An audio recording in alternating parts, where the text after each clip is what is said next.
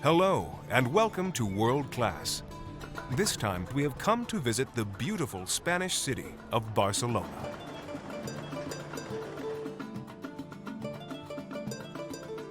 This Catalonian capital is located on the shores of the Mediterranean, which brings it such pleasant temperatures that alfresco dining is a part of the culture, along with its wonderful markets, architecture, and all-around charm. This city has a dynamic and open personality, which tastefully mixes the old with the new. A fine example of this is our chosen hotel for this trip, the ME Hotel. Located in the hub of Catalonia's boldest architectural achievements and cultural landmarks, this hotel certainly has its own very unique structure and style. Here at ME Barcelona, it's not that it's like an experience. You come here and you feel that someone is going to offer you something. We serve as you want to be served.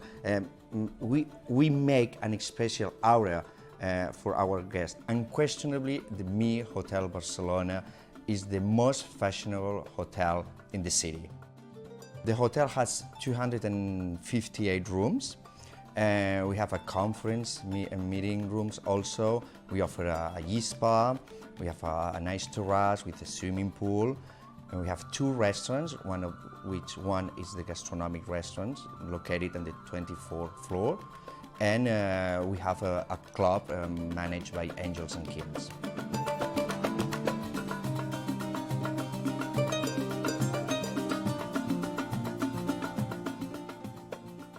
I'm very proud of the employees of the hotel because it's made by the employees. This means, besides that we sell a nice hotel, we sell an experience. And who makes the experience? Our employees.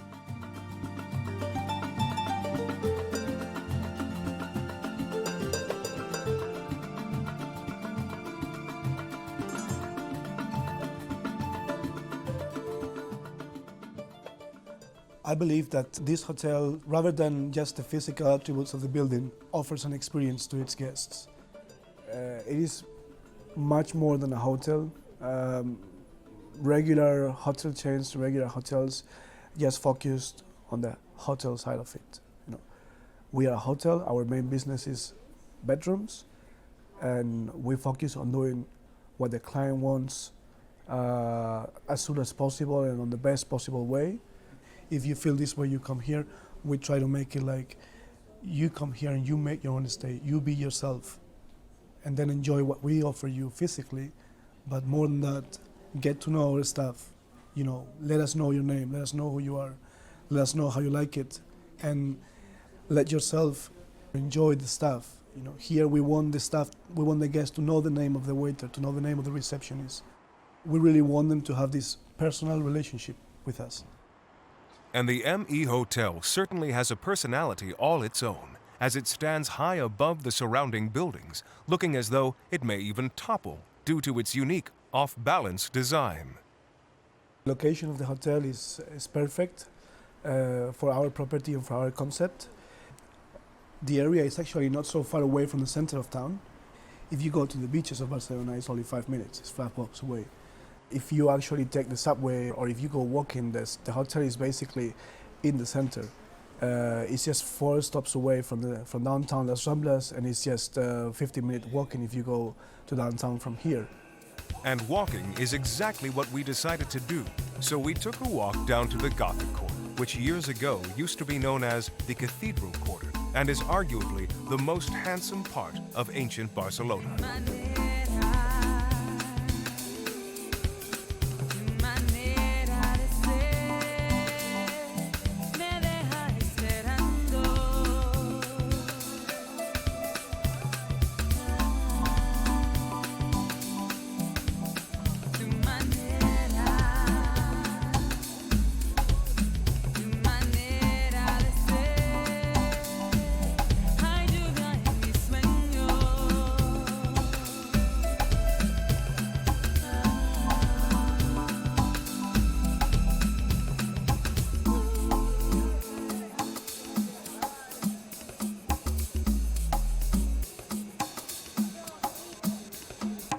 Gothic Quarter It's a must in Barcelona. If you don't walk along La Rambla, you don't know, you cannot say you have been in Barcelona. La Rambla is this point that's, well, everybody's going, the heart of the city. Barcelona is a city in the Mediterranean Sea. It's in the northeast of Spain and very close to the French boundary. Because of this position, we're getting all kind of cultures, not only in our history, even nowadays. This helps a lot to understand some other places. People in here, they can feel good, moving around. They can stop in a restaurant and getting food that they will enjoy. That's a comfortable place. When you visit Barcelona, you can find the ancient city. That's basically underneath Roman area, then Middle Ages section, then the whole city of the 19th century. In those times, it was the explosion of the Barcelona's culture, Catalonian culture. And when you move around this area of the 19th century, Barcelona's people, local people, we usually say is the museum in the street. Because just moving around, you will find lots of facades, no? With this typical modern style. No? The French people say Art Nouveau. In Spain, it's called Modernism. Modern style is the one in United Kingdom. In America, maybe people use Liberty. And at the same time that you see monuments, you see people going up and down. Also in La Rambla, there is well, some people say the best market in the world. In a ranking of down in Washington, they accepted that one. The Boqueria market, the official name is St. Joseph Market, as the best in the world. Fruits, vegetable, seafood and fish, fresh meat, the Spanish ham, the famous Spanish ham, cheeses, well, all kind of things.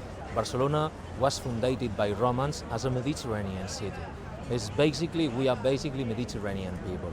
So that's why, for us, we have to look to the Mediterranean Sea and move around and get the smell of it, the fish. For people that like to eat, no? Gastronomy, restaurants in here, I know it's famous all around the world. When you move in Spain, you can find these so good restaurants, very fresh food, no? The market's wonderful, and some others, because Spanish people, we are people that's still going to markets. Market shopping wouldn't quite be complete without some Spanish wine to help you along the way. So after a quick tipple and bags full of that lovely fresh produce, it's time to make our way back to the hotel and see just how the professionals in the kitchen prepare this wonderful local food for any one of their 3 restaurants. We have at the 24, we have our restaurant that is managed by the 2 brothers, Hermanos Torres, brothers Torres, and it's a food made by a lot of love. Doesn't mean it's made with basic products, a lot of Mediterranean products, very Spanish also, and we are in Barcelona. We have to use a lot of Catalan products, and then at the end, our objective is to get a lot of awards about this kitchen. Well, certainly after sampling the culinary delights, we are quietly confident that those awards will be forthcoming. But it's not only food that makes a dining experience, it's also about your surroundings. And these modern boutique-style finishings enhance the experience. We have an experience manager at the hotel who is in charge to make the experience and to create different auras at the hotel. We have downstairs, for example, we have an employee who's in charge that he bought a lot of books who are placed around the lobby with our guests, and they are drinking a drink. They can read a book. We have all kind of artist books, and we have photography, we have from architects, everything.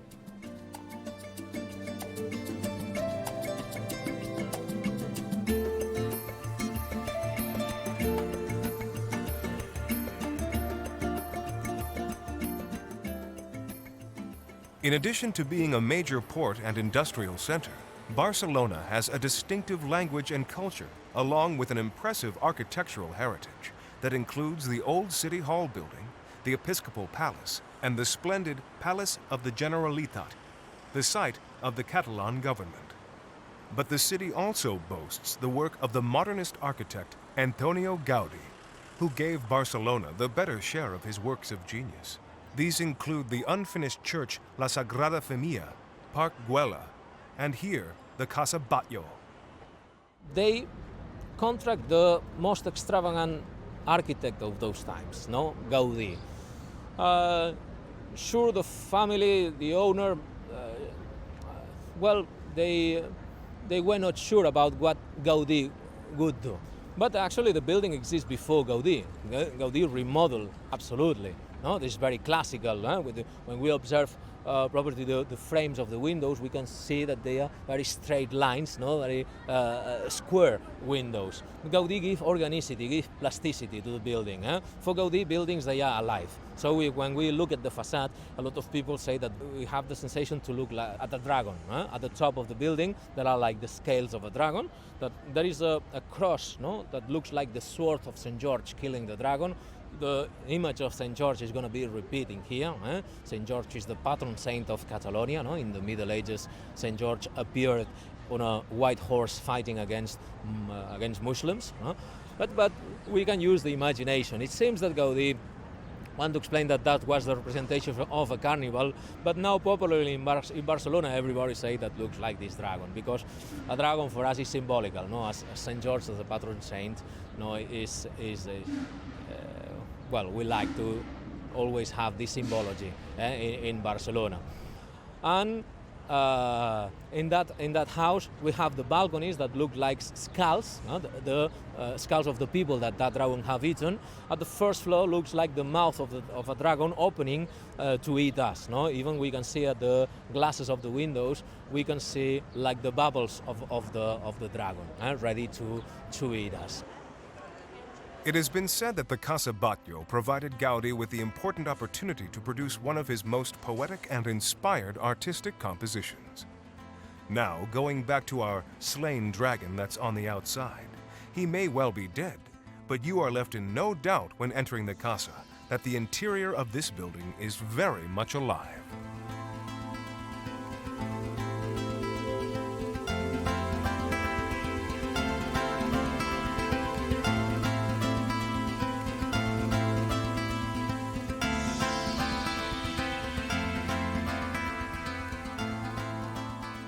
Officially one of Barcelona's 7 wonders and also a UNESCO-protected site, this building is one of the key works of modernism and offers outstanding rooms in which the distinctive hallmark is the elegant succession of architectural and artistic features designed with remarkable creativity and fashioned by the finest artists and skilled craftsmen of Gaudi's time.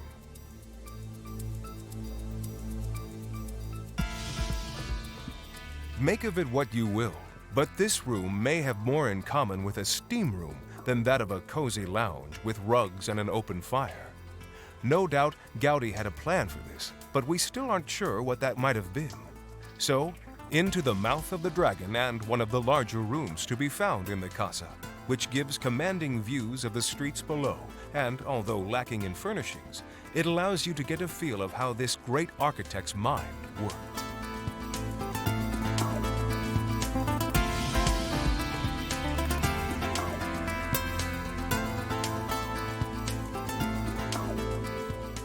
It has also been said that a stone thrown into a pool full of flowering water lilies would give the same effect as the facade of Casa Batllo, because its surface has well-positioned circles of glazed ceramic and broken fragments of glass, whose precise positioning by the workman was directed by Gaudi himself.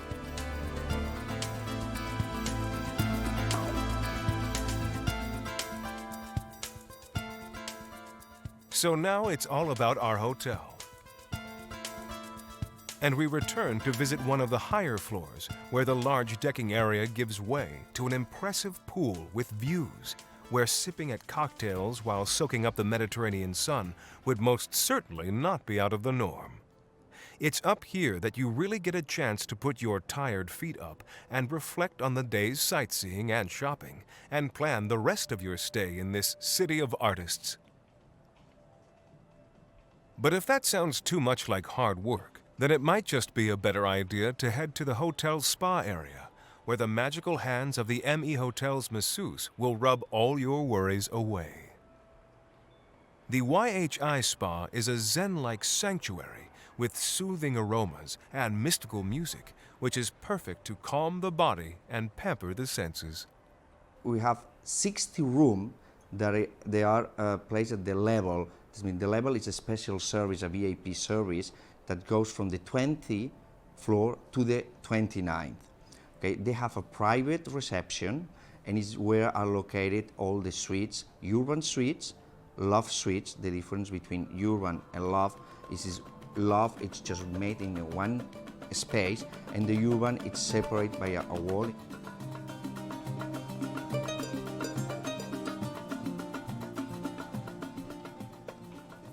Our presidential room is located on the 29th floor.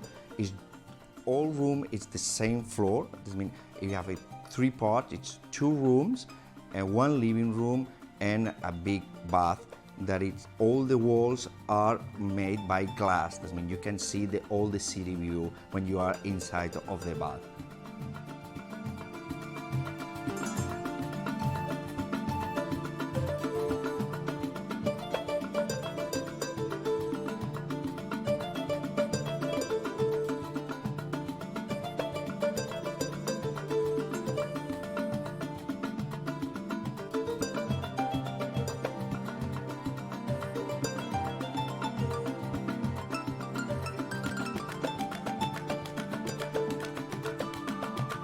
We have 2 kinds of views. We have one is a city view, and the other ones are the sea view. And when you're 29 stories up, that city view is really quite awe-inspiring, especially when you take into account yet another Gaudi creation, the Sagrada Familia. Still under construction, this work is on a grand scale and began all the way back in 1882. The name of Sagrada Familia means Sacred Family, is the Holy Family. It's a church dedicated to the Virgin Mary, Saint Joseph and Jesus, and is a church or a temple. It's an idea of some neighbors of Barcelona that in the 19th century they decided to do a temple dedicated to the family, because for them the most important thing in the society is the family. They started in 1882, and in 1883 they chose Gaudi to continue the project. As you can see, the basic design of this church follows that of a Gothic style, with its wonderful stone carvings. But the real grandeur of the structure comes from the elongated towers, 4 above each of the 3 facades, representing the 12 apostles, and all reaching 100 meters in height, with 4 more towers representing the evangelists and rising to a lofty 170 meters. And although the cranes still loom above the cathedral, working on a daily basis to complete this masterpiece, it is still only expected to be finished by about 2026. Legend has it that when questioned about the time it would take to finish the cathedral, Gaudi is known to have said, "My client is in no hurry," referring to God. Antonio Gaudi certainly left a legacy with this work of art, and is in fact laid to rest here inside the cathedral. It is only when you look inside that you come to understand the complexities of his design and why this structure has taken so long to arrive at this stage, and still has so many more years for completion. Visitors can also take the steps to the higher towers to view the city from above, but be warned, it's not for those with vertigo or claustrophobia. Considering the height of this cathedral, most architects would have been happy with some basic arches and the odd stained glass window. However, Gaudi totally bucked the trend and created some quite surreal designs, causing some to question his sanity. Mad? Who is not mad, no? Yeah. Well, could be. Gaudi was an obsessed of the job. Gaudi was a very religious person, was a person that never got married, that had no possessions. He sold all his possessions for financing Sagrada Familia. He, you could say, had no social life. He just worked and prayed. Every day he went to pray to the Gothic watch, to the ancient city, charge over air, and in one of these ways is when he was run over, when he was killed by a tram. So, well, maybe he was a mad, but he was a very interesting man. With all that walking, why not take the easier option of getting around and jump on a Segway and take in some of that fresh Mediterranean sea air, or visit some more of the national monuments that makes this city so special.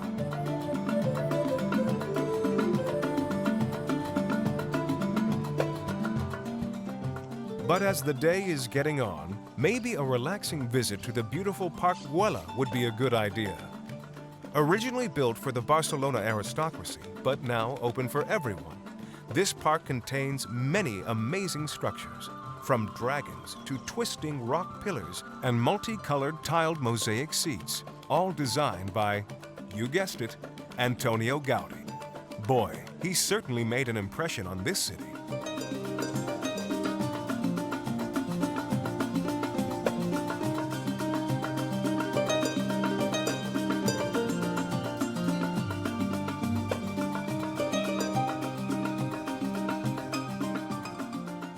So before you leave us, there is one last place that you must see, and that is the magical fountains of Montjuïc.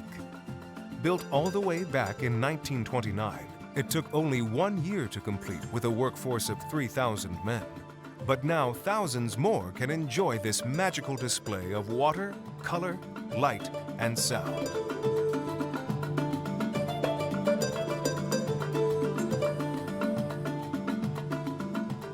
Well, sadly, that's all from our team as we say farewell to Barcelona and start planning our next episode of Luxury Travel, where we will be bringing you yet another world-class destination.